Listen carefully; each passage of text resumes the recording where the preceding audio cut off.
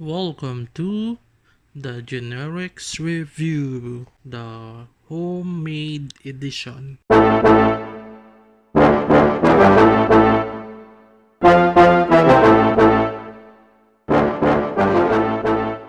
Hello guys!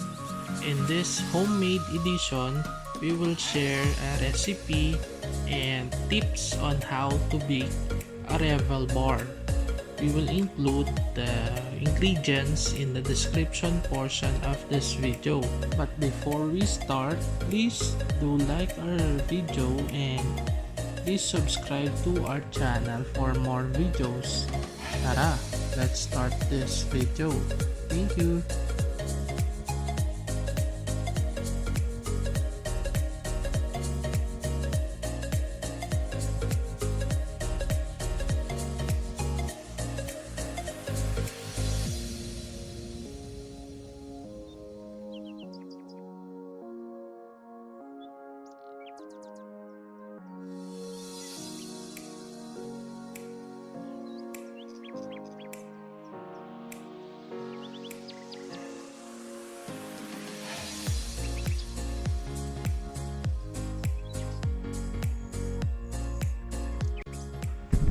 So at first ang gagawin natin is paiinitan natin yung ating saucepan and tutunawin natin yung 1 whole butter.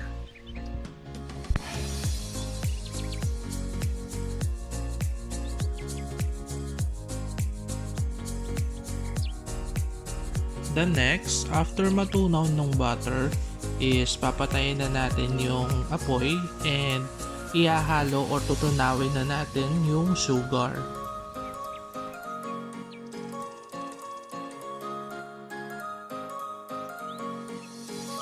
Then after matunaw ng sugar is i-add na natin yung egg and the baking soda.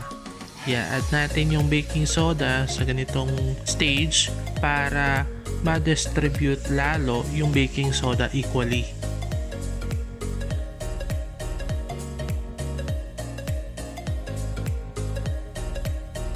Next step is i-add na natin yung flour and then the rolled oatmeal. Ginamit natin is rolled oatmeal instead of instant oatmeal to avoid na maging saggy yung outcome ng ating Revel bar. And then take note then, we should be using a non-stick pan pag tayo ay naghahalo na dahil medyo magiging madikit at mahirap paghaluin itong ating mga mixture.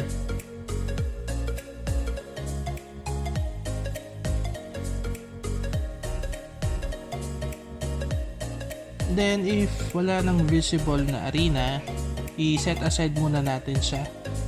And then sa pagtunaw ng chocolate is we need a separate pan. And take note na ang setting dapat ng apoy natin is nasa very low lang dahil madaling masunog ang chocolate at ayaw nila ng masyadong mainit or malakas na apoy.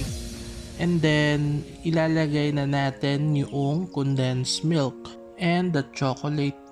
If you can see, medyo pinutol natin or kinat natin yung bar para mas madali siyang matunaw.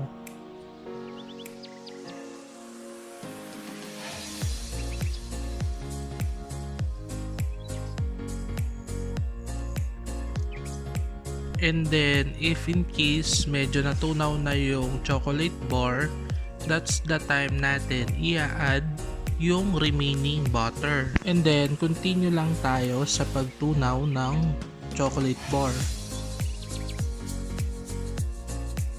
After natin ma-achieve yung gusto natin consistency ng ating chocolate is stop na natin yung pagtunaw para hindi masunog yung ating chocolate. Sa ating recipe, kasya ito sa 7x3 and 5x3 na pan. And pinahira natin ito ng shortening para hindi dumikit yung rolled oatmeal. And then ilalagay natin siya sa ating pan and ipa-flat natin siya para makover yung ilalim ng pan. Just make sure lang na may matitirang oatmeal for the toppings natin later on. And then ilalagay na natin yung tinunaw nating chocolate, and then it should be equally distributed sa ating mga pan.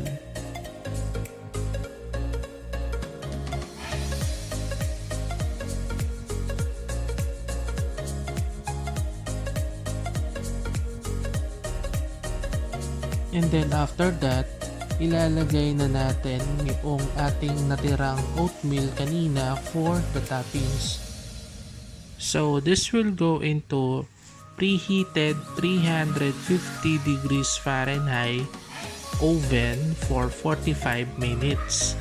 Medyo matagal nga lang ang baking time nito, pero you may also observe or you may also do the toothpick test if okay na or luto na sa middle yung ating binibake.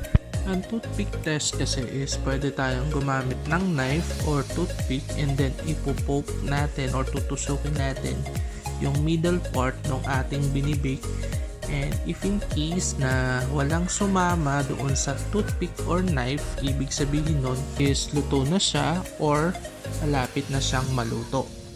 And then after niyang maluto is palalamigin lang natin siya sa cooling rack, and then if malamig na siya is pwede na natin siyang ilagay sa ref overnight para mag-mature yung ating Revel bar.